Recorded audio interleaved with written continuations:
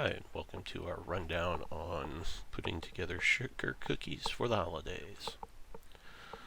So we are going to start by using the creaming method to cream our butter, our powdered sugar, and our granulated sugar together. And we are going to put all of those ingredients into the bowl of a stand mixer, and then we are going to get it mixing with a flat paddle.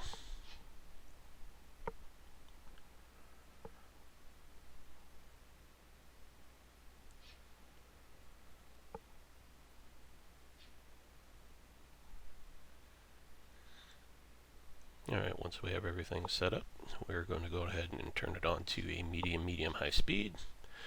We're going to give it an initial mix, and then we are going to use a rubber spatula to scrape down the bottom and the sides of our bowls so we can get everything rolling. This will help ensure that we have no lumps of powdered sugar and everything is mixed thoroughly.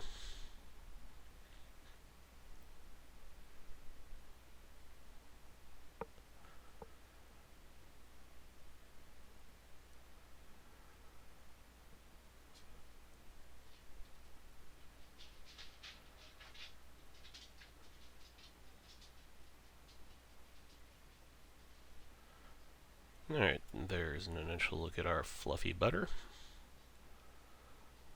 Now, scraping down the sides and the bottom of the bowl are very important. If we have any streaks of butter left in our cookies when we go to bake them, they will spread unevenly and kind of leave a soggy, buttery, oily taste in your mouth. So it's very important to make sure all the sides and the bottom of the bowl get scraped down at least twice, if not 3 times, during the creaming process.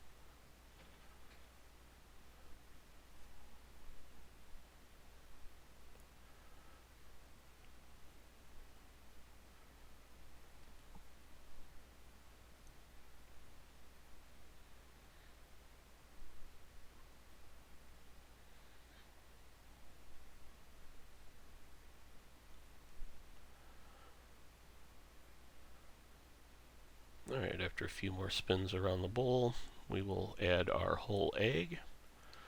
Once that's thoroughly incorporated, we will add our vanilla.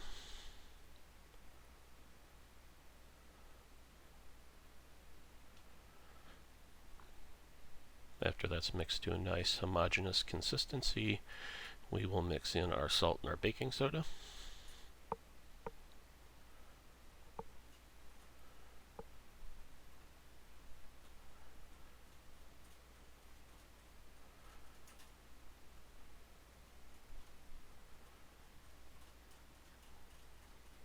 And then once that's thoroughly mixed in, we'll give our bowl a nice scrape, and then we will get ready to start adding our flour. Now the flour, when we add it, we are going to add it in multiple stages. That is going to help the proteins get coated with fat as they are being mixed. That will help with keeping our cookies nice and tender without the excess gluten formation that may make them a little on the tough side.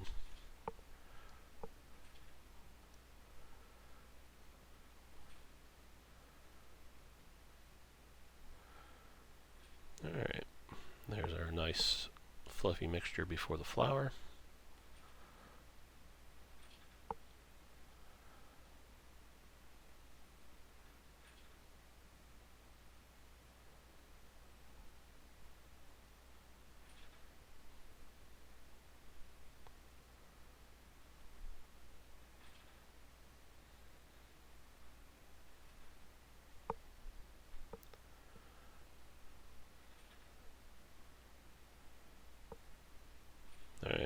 first addition of flour, we want to make sure everything is mixed in thoroughly before we continue. We want to make sure all that flour is coated with fat.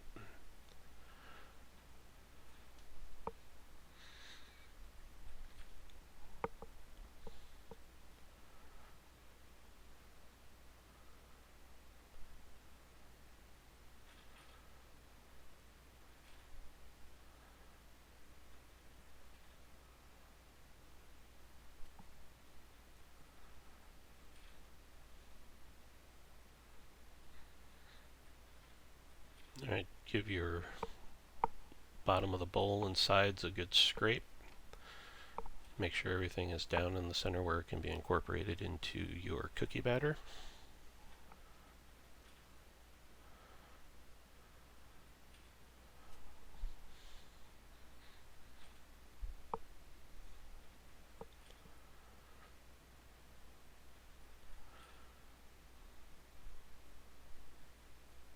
Alright, for our final mix here, we are going to mix just until the dough is moist and there are no lumps of flour sitting around in the bowl. This will cut down on gluten development, and that will help keep our cookies tender.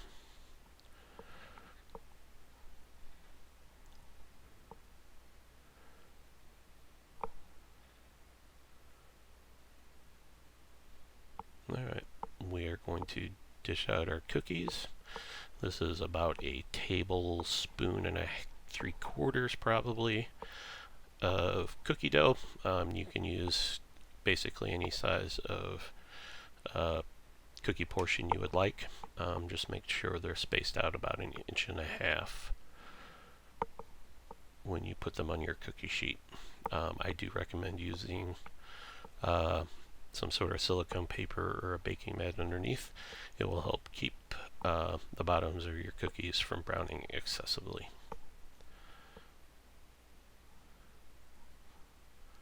Just one last double check to make sure there's no streaks of butter or clumps of flour floating around in our dough. We'll go ahead and start dishing.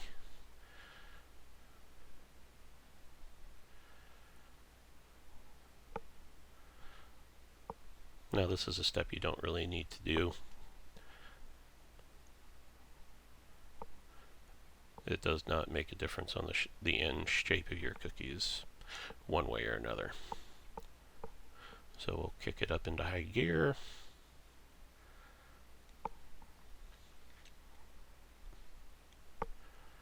Pretty sure my wife would like it if I moved that fast when I was cleaning up the house.